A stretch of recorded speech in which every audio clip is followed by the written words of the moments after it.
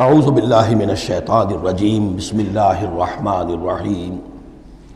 قرآن مجید میں جو مدنی صورتوں کا یہ سب سے بڑا گلدستہ ہے،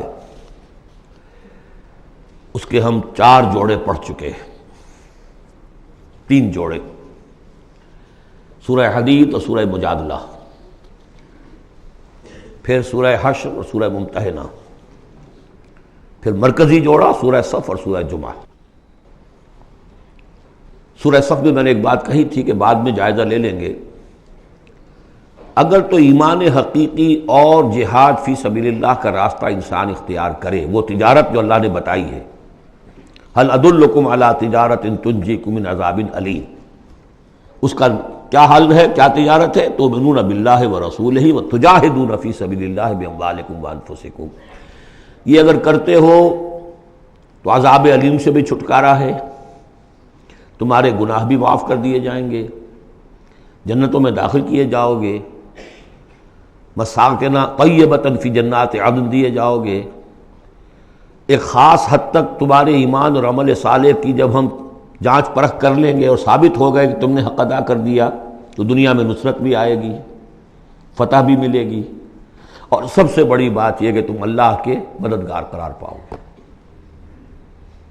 نہیں کرتے ہو اور ایمان کے دعوے ہیں اور اللہ سے محبت کے اور رسول سے عشق کے، تو کبر مقتا عند اللہ ان تقولوا ما لا تفعلون، اللہ تعالیٰ کی بیزاری شدید ہوتی چلی جا رہی ہے تمہارے اس طرز عمل پر، اور آگ سے چھٹکارا پانے کا خیال تمہارا خود ساختہ خیال ہے، امید موہوم ہے، اس لیے کہ کلام جو ہے یہ محمل کلام نہیں ہے۔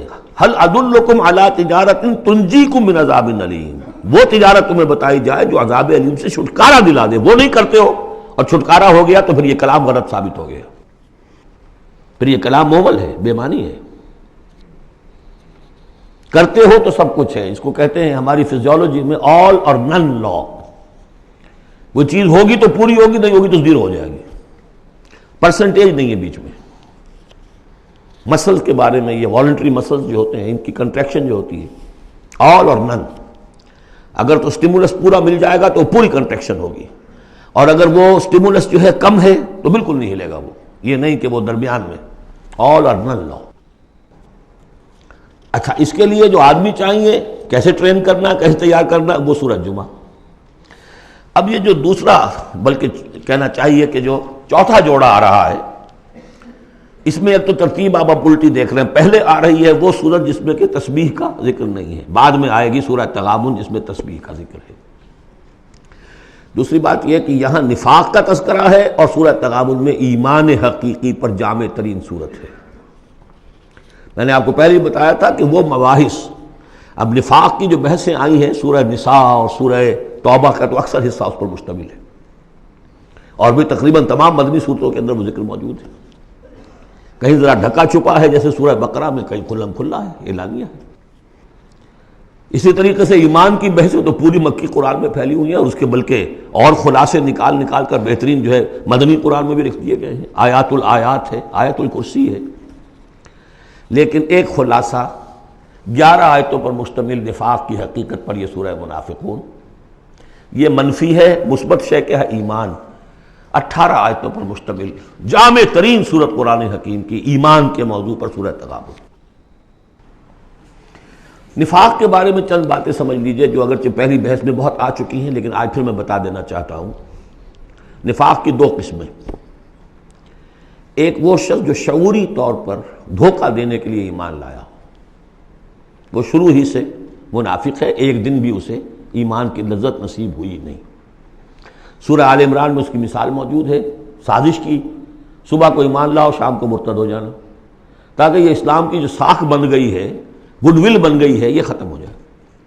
تو ظاہر بات ہے جیسے کہ فرمایا گیا سورہ مائدہ میں، وَقَدْ دَخَلُوا بِالْكُفْرِ وَهُمْ قَدْ خَرَجُوا بِهِ، وہ کفر کے ساتھ ہی داخل ہوئے تھے اور کفر کے ساتھ ہی نکل گئے، ان پہ ایک لمحہ بھی ایمان حقیقی کا آیا ہی نہیں۔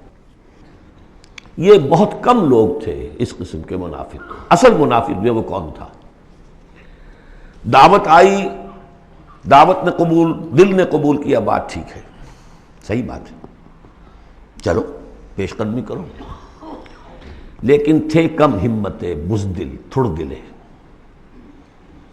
اب ظاہر بات ہے یہ دعوت تھی انقلابی دعوت، انقلابی دعوت میں تصادم کے مراحل آتے ہیں، اور وہاں جو ہے تکلیفیں، آزمائشیں، مصیبتیں، ایثار مال، بذل نفس، یہاں تک کہ وہ مرحلہ بھی آ سکتا ہے کہ نقد جان ہتھیلی پر رکھو اور میدان میں آ جاؤ۔ اب جو ذرا کمزور لوگ تھے ان کی ٹانگیں ذرا ہلنی شروع ہوئی، کپ کپی۔ پہلا مرحلہ یہ ہوا ان میں کہ انہوں نے اپنی قصور کو ماننا، ہم سے خطا ہو گئی، غلطی ہوئی۔ یہ سورہ توبہ میں پڑھ چکے ہیں، خلطوا عملا صالحا وآخر سیئا۔ اب یہ ہے کہ کسی اچھے کام بھی کر رہے ہیں، کسی کو کوئی برا کام بھی کر دیا، کبھی کوئی لبیک بھی کہہ دیا، کبھی کوئی کھسک گئے، لیکن اپنی غلطی مان لی کہ حضور ہم سے غلطی ہوئی، ہم کوئی جھوٹا بہانہ نہیں بناتے، آپ جو سزا چاہیں دے لیں، ہم حاضر ہیں۔ اس درجے کو کہیں گے ضعف ایمان، یہ نفاق نہیں ہے، ضعف ایمان۔ اگلا درجہ آتا ہے جب آدمی کی جو جھوٹی عزت نفس ہے، اخذت العزت بالاسم، وہ جھوٹی عزت نفس اسے کہتی کب تک مانو گے اپنی خطائیں، تم جھوٹا بہانہ کر دیا کرو، یہ تھا مسئلہ، وہ تھا مسئلہ، یوں تھا، ایسا تھا، خدا کی قسم نہیں۔ وہ تیسرا مرحلہ ہے، جھوٹا بہانہ جہاں شروع کیا نفاق شروع ہو گیا۔ لہذا منافقین کے ضمن میں ہمیشہ آپ کذب کذب کذب اس کو دیکھیں گے۔ اگلا مرحلہ آیا، انہوں نے دیکھا کہ یہ تو اب ہماری قسم، ہم جو بہانہ بناتے تو لوگ مسکراتے ہیں، کچھ وہ سمجھتے ہیں کہ یہ جھوٹا بہانہ بنا رہا ہے، لہذا قسمیں کھا کر مؤکد کیا اپنی قسموں سے۔ یہ سیکنڈ سٹیج میں ٹی بی آ گئی، نفاق کی T B in second stage, جھوٹا بہانہ فرسٹ سٹیج، جھوٹی قسم سیکنڈ سٹیج۔ ایک عرصہ آتا ہے کہ اس کے بعد اس پر بھی اعتماد لوگوں کا اٹھ جاتا ہے، تو اب ان کے اندر ایک شدید قسم کا ریئیکشن پیدا ہوتا ہے، ایمان اور اہل ایمان کی دشمنی پیدا ہو جاتی ہے، اور یہ دشمنی سب سے زیادہ ٹارگٹ کرتی ہے قائد کو۔ اس نے ہمارے لیے ساری مصیبت کھڑی کر دی، ہم آرام سے اپنے مدینے میں آباد تھے، رہ رہے تھے، یہ آ گیا، اس نے آ کر یہ سارا جو ہے معاملہ ہمارے لیے، بھائی کو بھائی سے جدا کر دیا، خاندانوں میں رفت پیدا کر دی۔ اب ہماری دوستیاں تھیں ان سے اوس اور خزرج کی دوستیاں تھیں، ان تمام یہودی قبائل سے ہمارے وہ سارے حلیفی تعلقات ٹوٹ گئے، تو وہ ساری دشمنی جو ہے اب یہ عداوت بن جاتی ہے اہل ایمان کی، اور خاص طور پر اہل ایمان کے قائد جو اس وقت کون تھے؟ محمد رسول اللہ۔ دس از دی تھرڈ سٹیج۔ یہ ٹی بی کی وہ تھرڈ سٹیج ہے جو پہلے کبھی ہو جاتی تھی تو ہم سمجھتے تھے کہ اب یہ لا علاج ہے۔ یہ ہے نفاق کی اصل حقیقت۔ اسی لیے اس وقت جو لوگ کسی تحریکی تصور سے آشنا ہی نہیں، انقلابی تصور دین ان کے سامنے آیا ہی نہیں، وہ منافق نہیں ہو سکتا، وہ ضعیف الایمان آدمی ہے۔ لیکن جو شخص ایک مرتبہ کسی تحریک کو، انقلابی تحریک کو قبول کر کے آگے آ جائے، اب وہ منافق ہو جائے گا اگر وہ ٹھیک نہیں چلتا ہے۔ یہ بات میری جو ہے آج پلے باندھ لیجئے۔ عام اس وقت مسلمان منافق نہیں، انہیں پتہ ہی نہیں کہ دین کا تصور یہ ہے، دین کا یہ مطلب ہے، مولویوں نے سمجھایا ہی نہیں۔ دین کا نام ہے نماز، روزہ، اور ليلۃ القدر مل گئی تو بیڑا پار، ساری زندگی کے سارے گناہ معاف۔ انہیں تو یہ تصور دیے گئے، حج کرائے تو پاک ہو کے آ گئے، اور عمرہ کیا تو پاک ہو کے آ گئے، باقی یہ کہ تم جس طرح چاہو کماؤ۔ لہذا وہ بیچارے، وہ منافق نہیں ہے، وہ ضعیف الایمان ہے، جو بھی ہے وہ اللہ تعالیٰ جو معاملہ ان سے کرے۔